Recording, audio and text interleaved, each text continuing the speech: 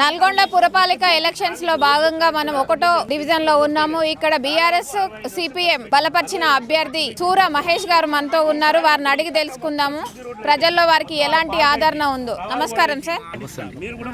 ఎలా ఉంది సార్ మీకు? ఏం చేద్దాం అనుకుంటున్నారు? మేడం, ఇంత ముందు కూడా ఇక్కడ కౌన్సిలర్ చేసి ఈ ఏరియా డెవలప్ చేశాను. ఈ రోడ్స్ కానీ, డ్రైనేజెస్ కానీ, లైట్స్ కానీ డెవలప్ చేశాను.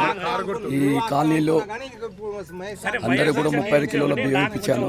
35 కిలోల బియ్యం ఇప్పించి అన్నపూర్ణ పథకం కింద కాంగ్రెస్ గవర్నమెంట్ వచ్చి 2 సంవత్సరాలు అవుతుంది. ఇంతవరకు కూడా 2000 పెన్షన్ 4000 పెంచింది. అదే 2000తో నడిపిస్తుంది. అలాగే కళ్యాణ లక్ష్మి విషయంలో కూడా కళ్యాణ లక్ష్మి ఆడపిల్లకు 1,16,000 కాకుండా తులం బంగారం ఇస్తాని కూడా అది కూడా ఇవ్వలేదు. కనుక ఈ ప్రజల మీద కాంగ్రెస్ మీద ప్రజల్లో వ్యతిరేకత ఉన్నది.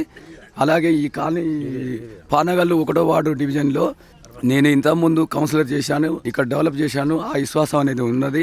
ఇప్పుడు కూడా నేను వీళ్ళకు ఈ అర్బన్ కాలనీకి మిగిలిపోయిన సీసీ రోడ్లు కానీ, డ్రైనేజెస్ కానీ అన్ని చేయడానికి నేను వీళ్ళకు వాగ్దానం చేస్తున్నాను. అలాగే ఎవరికైతే 35 కిలోల బియ్యం లేవో వాళ్ళకు కూడా 35 కిలోలు పెట్టేయడానికి నేను ముందుంటానని కోరుచున్నాను. అలాగే ఈ సిపిఎం పార్టీ నాకు మద్దతు ఇస్తుంది కనుక వాళ్ళ బలంతో కూడా నేను గెలవడానికి ఆస్కారం ఉన్నది. బంపర్ మెజార్టీతో మేము గెలుస్తామని చెప్తున్నాను. ఇక్కడ ప్రధానంగా మీకు ఇక్కడ వచ్చారు కదా, అర్బన్ కాలనీకి వచ్చారు కదా, ఇక్కడ ఏ సమస్యలు మీకు చెప్తున్నారు? ప్రజల్లోకి వెళ్తున్నారుగా, ఇంటింటి ప్రచారం చేస్తున్నారుగా, ఇక్కడ మీకు ఏ సమస్యలు చెప్తున్నారు? ప్రధానంగా ఇక్కడ ఇంత ముందు పోయిన కౌన్సిలర్ వచ్చిండు, కాళ్ళు పట్టుకుండు, ఇల్లు తిరిగిండు, గెలిచిండు. ఇంతవరకు ఈ కాలనీకి 1-2 సార్లు తప్ప ఇప్పుడు రాలేదు. ఇంతవరకు పట్టించుకోలేదు. ఈ కాలనీలో వాటర్ సమస్య ఉంది. ముఖ్యంగా వాటర్ సమస్యని నేను ఫస్ట్ మేము గెలవగానే వాటర్ సమస్యని పరిష్కరించి ఇక్కడ వాటర్ వచ్చే ఏర్పాటు చేస్తాము. అలాగే ఈ కాలనీకి మిగిలిపోయిన మోరీలు ఉన్నాయి. ఆ మోరీ సమస్యలు కూడా తీరుస్తాము. అలాగే ఈ కాలనీలో కూడా ఇప్పుడు ఇంతకుముందు కౌన్సిలరు ఎవరన్నా చనిపోయినా కూడా వచ్చి ఒక వాటర్ ట్యాంక్ కూడా పంపించలేదు. వాళ్ళు అదే చెప్తున్నారు. కనుక అన్ని సమస్యలు మేము ఇక్కడ ముందుండి పరిష్కరించాలని మేము నిర్ణయించుకొని ఇక కాలనీ ప్రజలకు వాగ్దానం చేస్తున్నాం. మీకు ప్రజలు ఎలా స్పందిస్తున్నారు? ఇక్కడ ప్రజలు కాంగ్రెస్ పాలన వచ్చిన కాంచి మాకు అంధకారం అయిపోయింది. వాళ్ళు అన్ని 6 గ్యారంటీల మీద వచ్చారు. ఇంతవరకు ఒక గ్యారంటీ కూడా లేదు. ఓన్లీ ఒక ఉచిత కరెంటు కూడా మాకు అందరికీ రావట్లేదు, కొంతమందికి వస్తుంది అని చెప్పేసి వాళ్ళు లబోదిబాని మొత్తుకుంటున్నారు.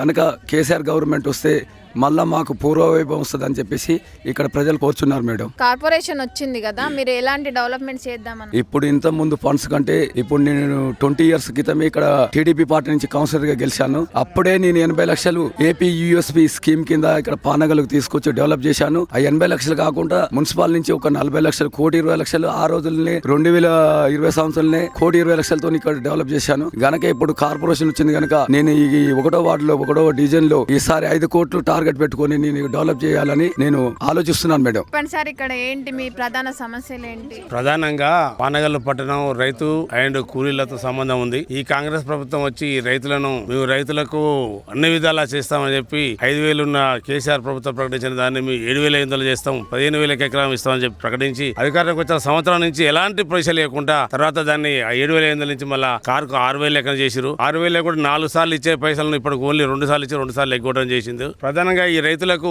మీ కేసీఆర్ వచ్చి చేతి పెట్టుబడి కింద 40 ఏళ్ల కాంగ్రెస్ ప్రభుత్వం చేయలేని పనిని కేసీఆర్ గారి ప్రభుత్వం రాగానే చేసింది. దానిని దొంగలో తొక్కే ప్రయత్నం ఈ కాంగ్రెస్ ప్రభుత్వం చేస్తుంది. అలాగే మహిళలకు మీ అధికారంలో రాగానే 2,500 ఇస్తామని చెప్పి చేసిరు. ఆ 2,500 కూడా ఎలాంటివి ఇవ్వలేదు. వీళ్ళు కాంగ్రెస్ అధికారంలోకి ఎలా వచ్చిరంటే రైతులను, వృద్ధులను, ముఖ్యంగా మహిళలను మోసగించి వీళ్ళు అధికారంలో రావడం జరిగింది. కానీ ఈరోజు రైతులకు కానీ, మహిళలకు కానీ, వృద్ధులకు కానీ ఎలాంటి బెనిఫిట్స్ కానీ, ఎలాంటి అవకాశాలు కానీ ఈ కాంగ్రెస్ ప్రభుత్వం కల్పిస్తలేదు. వృద్ధులకు 4,000 పెన్షన్ ఇస్తున్నారు, ఇవ్వట్లేదు. తర్వాత మహిళలకు 2,500 ఇస్తామని ఇంటికన్నారు, అది ఇవ్వట్లేదు. అలాగే ముఖ్యంగా రైతులకు ఉన్న 5,000 పెట్టుబడుల నుంచి 6,000 చెప్పి 6,000 కూడా ఇచ్చే పరిస్థితి లేదు, అది కూడా ఎగ్గొట్టే పరిస్థితులు ఉంది. ఇంకోటి ముఖ్యంగా ఇక్కడ ఏనాడు కూడా ఈ 40-50 సంవత్సరాల నుంచి యూరియాను ఒక యాప్ బుక్ చేసి యూరియాను తెచ్చుకున్న పరిస్థితి లేదు.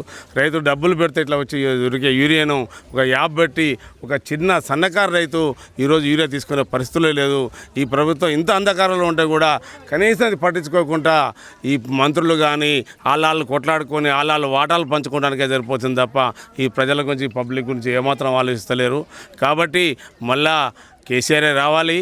మళ్ళీ కేటీఆర్ అధికారంలో రావాలని చెప్పి మేము కోరుతున్నాము. దానికి రావాలంటే మనకి ఇక్కడ పునాది నుంచి మన పార్టీని పరిష్టంగా చేసుకోవాలి అంటే మనకి ఇక్కడ సూర్య మహేష్ గారిని గెలిపించుకోవాల్సిన అవసరం చాలా అవసరం ఉంది.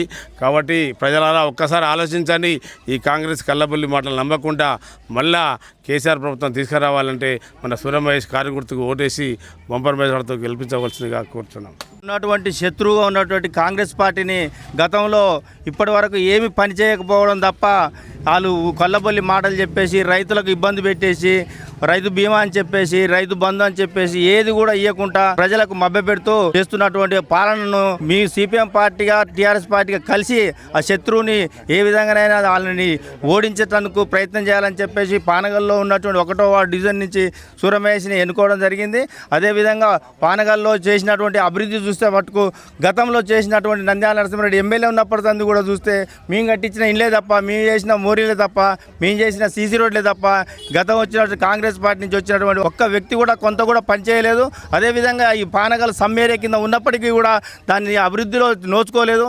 మంచినీటి సమస్య ఇంకా కూడా పానగల్ సముద్రం నుంచి 100 ఊర్లకు నీళ్లు దాపుతున్నప్పటికీ కూడా పానగల్ పూర్తిగా స్వచ్ఛమైన నీరు తాగేటందుకు ఇంతవరకు నోచుకోలేదు. అదేవిధంగా దాని ఉద్దేశంతో మేము అందరం కూడా 2 పార్టీలు ఒకటై కాంగ్రెస్ పార్టీని చిత్తుగా ఓడిస్తేందుకు కొరకు ఈ ప్రయత్నం జరుగుతూ ఉంది. అదేవిధంగా పానగల్ 1వ డివిజన్ ప్రజలందరూ కూడా చెప్పేది ఒకటే, మనకు ఉన్నటువంటి సమస్యలు తీర్చడం కొరకు మనకు కంకణ బద్దులో కట్టుకొని గతంలో ఉన్నటువంటి అనుభవాన్ని కొంచెం పోషించుకొని ఈసారి మాత్రం ఖచ్చితంగా కాంగ్రెస్ పార్టీని ఓడించేసి మన అభివృద్ధికి సూర్యమహేష్ గారి కారు గుర్తుపై ఓటేసి అందరం గెలిపించాలని చెప్పేసి ప్రార్థిస్తున్నాం. 1వ వార్డు ప్రజలందరికీ నమస్కారం. మన బీఆర్ఎస్ పార్టీ నుంచి సూర్య మహేష్ గారిని సిపిఎం పార్టీ బీఆర్ఎస్ పార్టీ కలిసి బలపరిచి ఎన్నుకున్నారు కార్పొరేటర్ గా.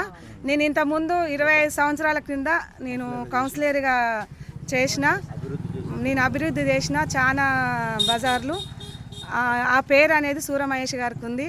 ఎక్కడ పోయినా మంచి పార్టీ తరఫున సూర్య మహేష్ గారి తరఫున మంచి రెస్పాన్స్ వస్తుంది.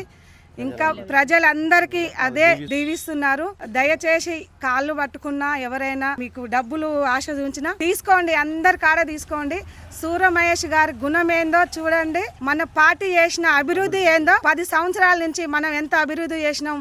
పింఛన్లు కానీ రైతు బంధు కానీ ఒక ఆడపిల్ల పెండ్లైతే ఒక కళ్యాణం లక్ష్మి ₹1,00,000 ఇచ్చిండు. మనకు ఆ రోజు ఎమ్మెల్యేల ఓట్లప్పుడు మనకేం చెప్పిండు, మనకు గెలిస్తే మహిళలకు అందరికి ₹2,500 ఇస్తా అని మభ్య పెట్టి, నేను కూడా అయ్యో 2,500 ఇస్తారంట, మనం ఎందుకు భర్తల చేజాపి అడగాలని ఎంతో మంది మహిళలు భర్తలకు తెలియకుండా ఆడోళ్ళు పోయి కాంగ్రెస్ పార్టీకి ఓటు వేయడం జరిగింది.